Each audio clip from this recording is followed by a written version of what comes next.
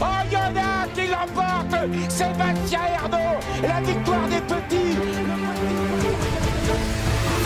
Pronostic quintet de ce lundi 15 juillet, les amis, j'espère comme d'habitude que tout le monde va bien, que vous avez passé pour tous un bon week-end et que voilà, on est prêt déjà pour ce lundi, pour commencer la semaine. Et on est prêt à toucher dans un nouveau quintet, pourquoi pas, en ce moment c'est plutôt la forme sur la chaîne. Alors si ce n'est pas fait, je vous invite à vous abonner, comme ça vous aurez une notif à chaque fois qu'il y a une vidéo qui sort. Et je vous invite vraiment à mettre des ondes positives sur la chaîne, commenter la vidéo, liker la vidéo, partager la vidéo si ce contenu vous plaît, parce que voilà, un petit like, un petit partage, un petit commentaire, et bien ça me donne envie de continuer à faire des vidéos sur YouTube parce que je passe vraiment beaucoup de temps à tenter de dénicher les bonnes pépites, la bonne arrivée pour chaque quintet au trot. Donc voilà, essayez de me remercier comme vous le pouvez si ça vous chante en likant la vidéo, partageant la vidéo et en commentant la vidéo. Et c'est parti, on va à Argentan les amis, réunion 1. Course 7, 18 h, 2 échelons de départ, des 6 à 11 ans, n'ayant pas gagné 301 000 €, recule à 25 mètres à 144 000 € à la lecture des partants. Alors déjà, tous ceux qui sont au second poteau, on les connaît tous. On en connaît la plupart qui partent au premier poteau, même si voilà, il y a 2-3 chevaux que je connais un peu moins. Comme d'habitude, je vais vous donner ma sélection en 6 chevaux. Je vais essayer d'être le plus clair possible et de vous aiguiller dans vos choix, hein, tout simplement, en essayant de trouver les bons. On sait que c'est pas facile les courses, surtout la course du quintet. Je fais le choix de donner que 6 chevaux. Donc voilà, si on veut avoir un quintet, faut pas se tromper, faut savoir enlever le bon favori pour mettre un bon outsider. C'est pas si simple que ça, notamment dans cette course. Il a fallu faire des choix. Quand je regarde, les amis, le tableau des représentants de cette course, c'est vrai qu'on aurait tendance à faire confiance en priorité aux chevaux du second poteau, mais je pense qu'un scénario de course avec les partants proposés ici peut être envisagé avec un Hibiscus de l'Atome, le numéro 3 que j'ai placé en tête de ma sélection. Je pense qu'il doit prendre ses responsabilités, Hibiscus de l'Atome avec Alexis Colette. Pourquoi? La raison est simple. On vient de se balader du côté du Mont-Saint-Michel dans un très bon chrono en ayant été drivé aux petits oignons, drivé avec énormément de confiance. Avant ça, on avait été malchanceux à 2 reprises. D'une part, au Mêlée du Maine, on n'avait jamais pu s'exprimer dans la phase finale, et à Caen, où on s'était montré fautif en sortie de dernier tournant, alors qu'on aurait joué vraisemblablement les premiers rôles. J'étais sur l'hippodrome du Mont-Saint-Michel lors de sa récente victoire. C'était vraiment un bon bruit d'écurie. Voilà, Alexis Colette était chaud, Arnaud Gilmaillard était chaud.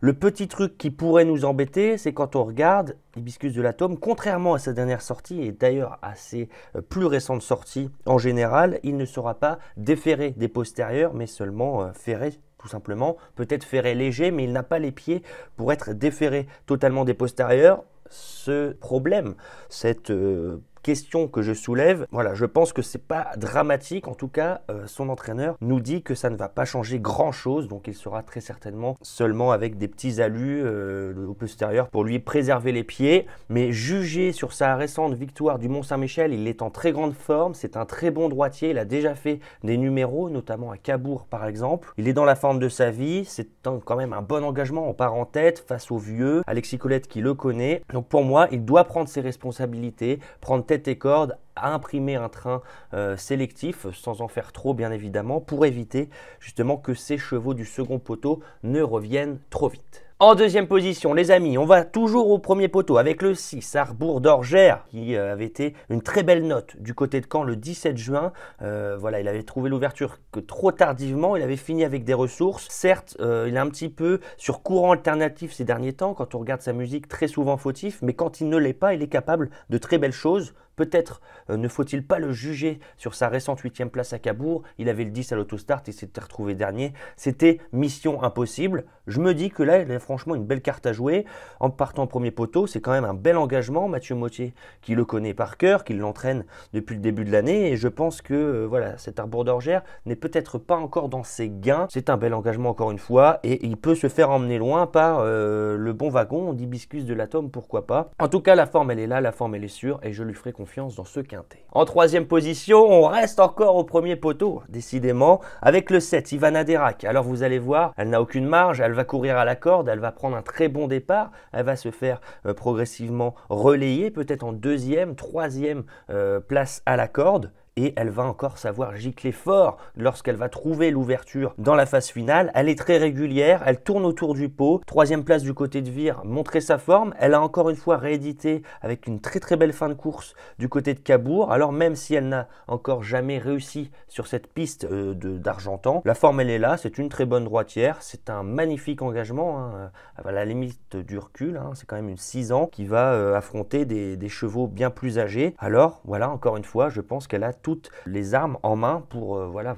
faire un petit parcours caché et trouver l'ouverture lorsque le jour viendra pour venir chercher une très belle troisième place. En quatrième position, on va mettre le 15 Harmonista, la grande malheureuse dernièrement à Vincennes où on a fini vraiment en roue libre dans le dernier tournant. Franck Nivard en avait plein les mains, il a fait le choix de driver hein, de manière plus économique qu'à l'accoutumée et ça comporte des risques parce qu'elle s'est complètement retrouvée bloquée et Franck Nivard a fini comme ça en roue libre alors qu'elle avait largement la pointure d'un tel lot visiblement quand on voit avec les évidentes ressources avec lesquelles elle finit. Alors voilà, elle est en forme, elle revient corde à droite.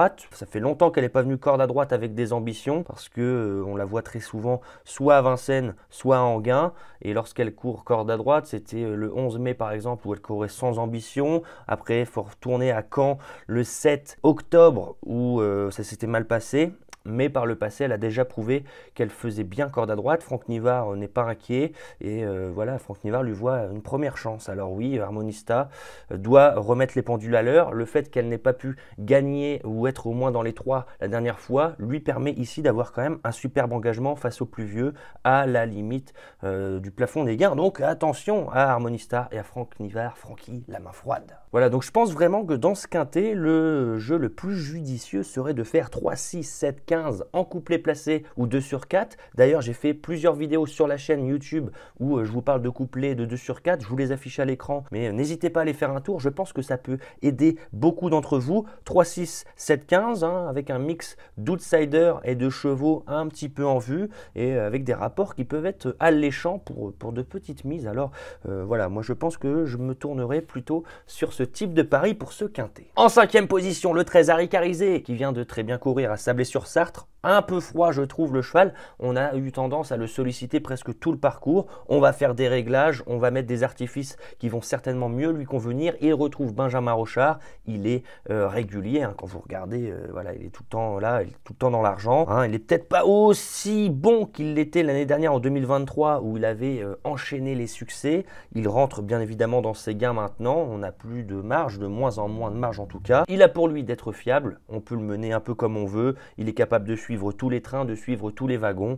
Donc je lui fais une place en fin de combinaison. Et pour compléter tout cela, eh bien, j'irai vers le 11, Ginko du Roussoir. Alors c'est vrai que depuis qu'il a été castré, depuis son long break hein, entre la fin d'année 2023 et mars 2024, on ne reconnaît plus Ginko du Roussoir qui a aligné l'année dernière les succès en prenant tête et corde avec Eric Raffin. Ça l'a peut-être changé hein, le fait d'être castré. Cependant, même si sa musique est alarmante, voire nulle, hein, 8e, 9e disqualifié, 8e, 6e, on se dit qu'est-ce que c'est que ça?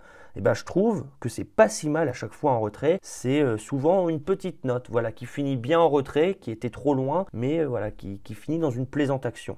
J'ai remarqué d'ailleurs que toutes les fois il a bien fini en retrait, c'était lorsqu'il était mené à l'économie derrière qu'il faisait rien du parcours. Et les 2-3 fois depuis le début de l'année où il a été moyen, c'est quand on était peut-être un peu trop offensif. Alors en venant de derrière, Ginko du Roussoir pourrait venir à belle cote, n'oublions pas que c'est un bon cheval, pimenter les rapports de ce quintet. Je récapitule ma sélection les amis avec le 3 Hibiscus de l'Atome qui vient de se balader au Mont-Saint-Michel. Je pense que en prenant ses responsabilités, il peut encore rééditer un bel exploit. En 2e position, le 6 Harbour d'Orgère qui n'est pas de tous les jours mais qui m'avait bien plu du côté de Caen et qui ne doit pas être condamné sur sa récente 8e place. En 3e position, le 7 Ivana Derac qui va savoir aller vite lorsqu'elle va trouver l'ouverture dans la phase finale. En 4e position, le 15 Harmonista, la grosse note du côté de Vincennes récemment qui doit rendre les mètres, mais voilà, elle est quand même face ici à un très bel engagement. En 5e position, le 13 Harry Carizé qui peut être mené un peu comme on veut,